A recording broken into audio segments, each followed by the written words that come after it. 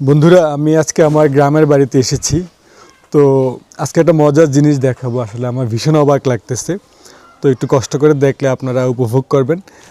আমাদের গ্রামের বাড়িতে আসলে কিছু কাঁঠাল গাছ আছে। তো গাছগুলো যে খুব বেশি বড় তা না, মানে মোটামুটি মাঝারি সাইজের গাছ।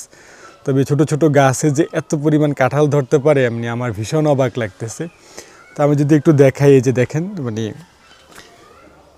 পুরো গাছ ভর্তি কাঁঠাল। এই যে এখানে কতগুলা, এই যে এই অংশে, এই যে এদিকে আসলে প্রচুর কাঁঠাল। মানে পুরা গাছটা যদি আমি পুরাটা দেখাই, দেখেন এই গাছটা একটু অপেক্ষাকৃত বড়, কিন্তু এই গাছের পুরাটা অংশ জুড়ে কাঁঠাল। একদম পুরা গাছের গোড়া থেকে শুরু করে একদম পুরো আগা পর্যন্ত পুরাটা জুড়ে আসলে কাঁঠাল। তো এখানে আসলে কতগুলা একসাথে 4-5টার মতো কাঁঠাল গাছ আছে। তো আমি তো এই গাছটা দেখালাম, আমি যদি পাশে আরেকটা গাছ দেখাই, ঠিক এই যে এখানে আরেকটা গাছ আছে। তো এই গাছটা কাঁঠালগুলো একটু অপেক্ষাকৃত বড়, মানে এখনও তো আসলে কাঁঠালের তো ফুল সিজন হয় নাই, মাত্র শুরু হয়েছে। এই যে দেখেন আসলে কি পরিমাণ কাঁঠাল এখানে। এই যে আসলে পুরো গাছ জুড়ে কাঁঠাল। তো আসলে সাধারণত একটা গাছে এত কাঁঠাল ধরে এটা মানে কল্পনা করা যায় না। এখানে যে কাঁঠাল গাছগুলো, এগুলো হচ্ছে আসলে লালমাই পাহাড়ের খুব কাছাকাছি জায়গায়। তো এই অঞ্চলে মাটিটাও হচ্ছে লাল। তো এই দিকটাতে মানে ভৌগোলিকভাবে আসলে প্রচুর কাঁঠাল চাষ হয়। তো আমি যদি পাশে আরেকটা গাছ দেখাই, এই যে এই গাছটা অপেক্ষাকৃত একটু বড় গাছ। তো এটা আবার একটু লালচে ধাঁচের কাঁঠাল। প্রত্যেকটাই তো জাত ভিন্ন হয়। তো এটাও একটু এই যে দেখা যায়, এটা একটু লালচে ধরনের, কিন্তু এটা যেমন আমি এখানে দেখতেছিলাম যেটা এইগুলো একটু সবুজ ধরনের বা সাদা টাইপের কাঁঠাল। তো আসলে জাতের ভেদের কারণে আসলে এক একটা এক রকম হয়ে থাকে।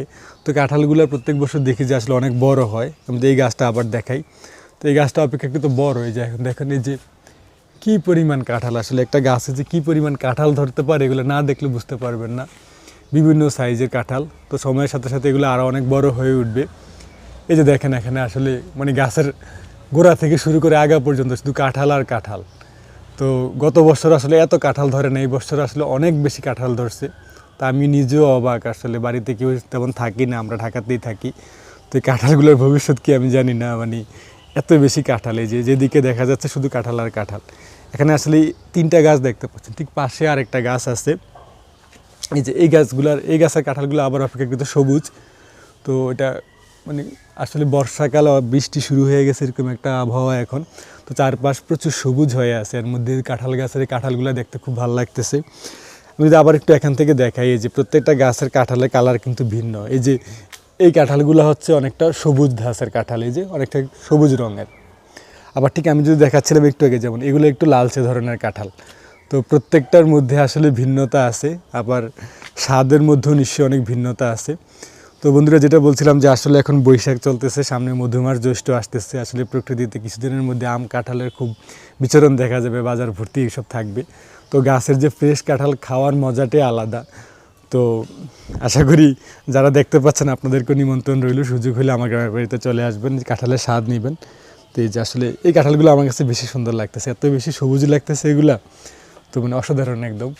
এবং আমার সবচেয়ে অবাক লাগতেছে এই যে আমি যদি এই গাছটা দেখাই আবার একটু, আমি যদি আবার একটু এদিক থেকে দেখাই, একটা গাছ আসলে কী পরিমাণ কাঁঠাল ধরতে পারে। এই যে গাছের গোড়া, এইটা যে গোড়াতেও একটা কাঁঠাল আছে, যে গোড়া থেকে শুরু করে যে পুরা একদম মানে একদম আগা পর্যন্ত পুরা গাছ জুড়ে আসলে কাঁঠাল। এই যে আমি দেখাই, থোকায় থোকায় কাঁঠাল ধরে আছে। মানে এটা অসাধারণ, আসলে সৃষ্টিকর্তার এক অপার কুদরত। মানে সৃষ্টিকর্তার মহিমা না থাকলে আসলে এত কাঁঠাল ধরা সম্ভব না। গাছগুলো খুব বেশি বড় না, আমি জানি না ক্যামেরায় কেমন দেখা যাচ্ছে। তো এত ছোটো ছোটো গাছে এত কাঁঠাল, মানে আগে আমরা জানতাম যে গাছের নিচের অংশটাতে বেশি কাঁঠাল হয়। তো এখানে দেখতে পাচ্ছি যে গাছের পুরাটা অংশে, যে এখানে পুরা ভিউটা দেখা যাচ্ছে। তো আমি মাত্র 3টা কাঁঠাল গাছ দেখাচ্ছি, 3টা গাছে এত বেশি কাঁঠাল। তাহলে বুঝেন যে বাড়িতে হয়তো আরও অনেকগুলো গাছ আছে। তো প্রত্যেকটা গাছে একই রকম অবস্থা। তো ভিডিওটা দীর্ঘ না করে এখানে শেষ করে দিচ্ছি। আপনাদের যদি ভালো লাগে ভিডিওটা দেখবেন, কেমন লাগলো মন্তব্য করে জানাবেন, ভালো লাগলে শেয়ার করবেন, অন্যদের দেখার সুযোগ করে দিবেন। তো আমাদের দেখার জন্য ধন্যবাদ। সবাই ভালো থাকুন, সুস্থ থাকুন। আল্লাহ হাফেজ।